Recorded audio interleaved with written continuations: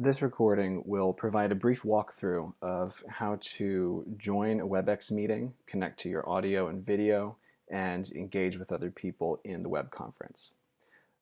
The first thing that will happen is you'll receive an email notification that you've been invited to join the meeting.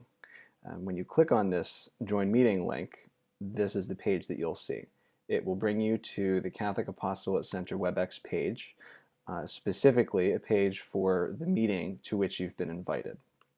You'll know that if the meeting has been started, it'll say so right here, and if it hasn't yet started, you won't be able to select Join until the host has started the meeting. In order to log in, you'll want to enter your name and then enter your email address.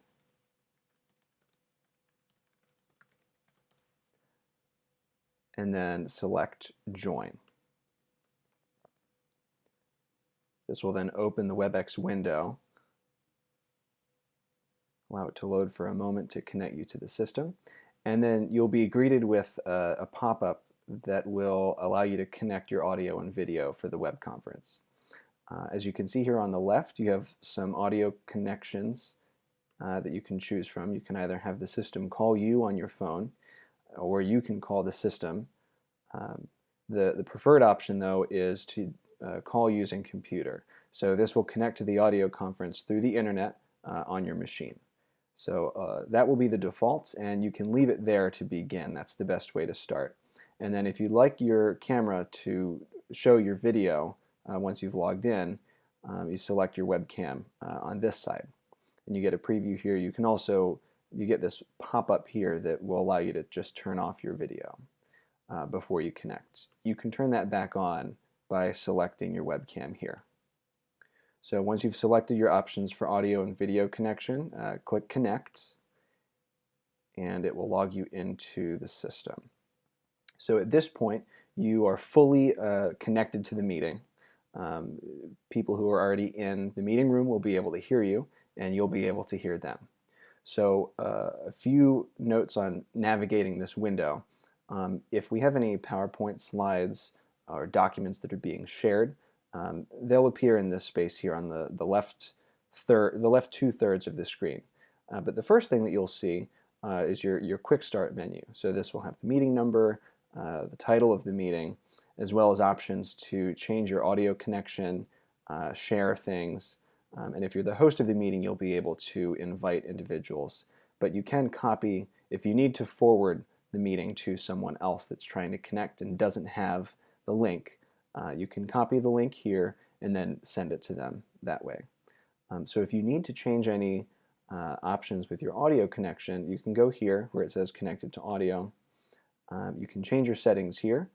You can also adjust your the volume that you're hearing from the meeting and the volume of your microphone. So if someone says that you're too quiet or too loud, you can adjust your microphone at this place, and then also change the output from your computer speakers.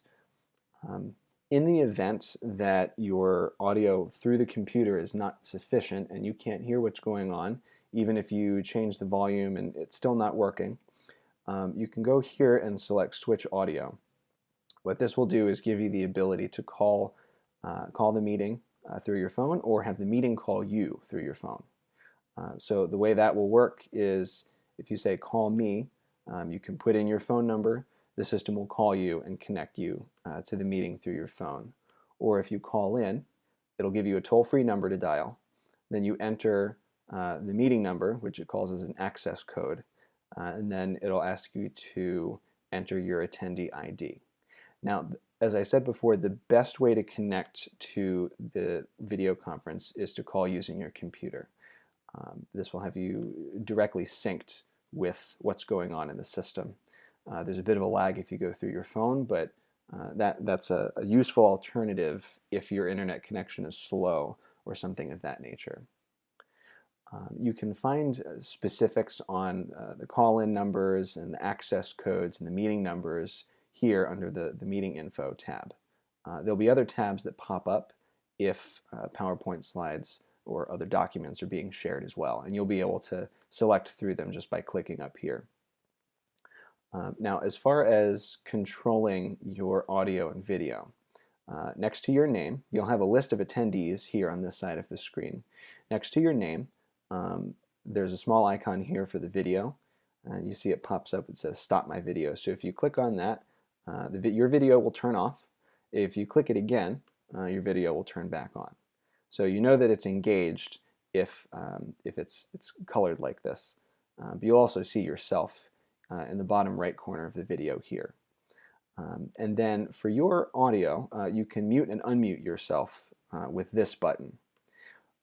Generally speaking, we have people muted when they enter the meeting, just because when you have a lot of people entering the meeting space, it tends to get a little bit confusing to figure out who's speaking at any given moment.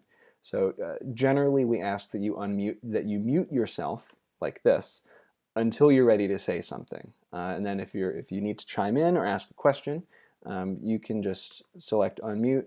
The system will immediately turn your audio back on, and everyone in the meeting will be able to hear you until you mute yourself. We also ask that if you have any background noise, please try and limit that by going into a quiet room, away from family members, televisions, those kinds of things.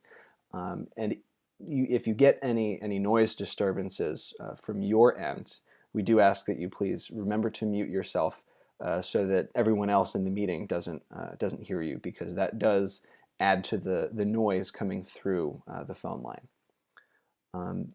You can also notify the meeting host that you'd like to say something, that you have a question or a comment to chime in by selecting this button here. So it's called Raise Hand. That sends the meeting host a notification that you'd like to say something. You can lower your hand by clicking on that again, so that the notification won't continue to show up for the meeting host. Finally, you can change the any settings that you may have on your webcam by selecting that gear there. You can adjust those, select OK, and you can also change the way that the participants show up. You can have the entire video here. If you select that, it goes full screen, and this pop-up menu at the top of the screen will have all the same options in the WebEx window that you saw before, just kind of rolled up into this little menu bar. You can return from full screen by clicking Return here, and that exits your full screen.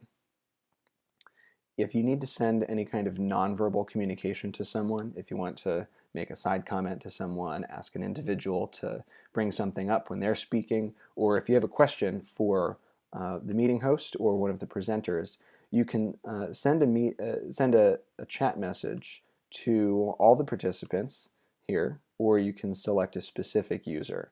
So in this case, if I select host and presenter, that will then be a private message that goes just to the meeting host. We sometimes use this to get information out there for anyone who's just logged in, if they have some technical difficulties, to give some instructions. It's as simple as typing in a message and hitting enter. That will then get sent into the chat space. And once the meeting has ended, you can, all you have to do is hit the X, or you can do File and Leave Meeting. Both of those will work for you.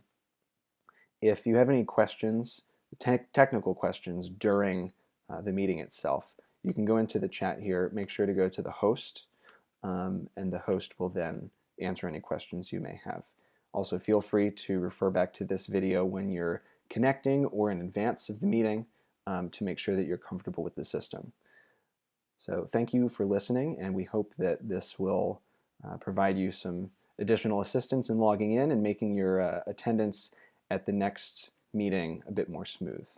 Thank you.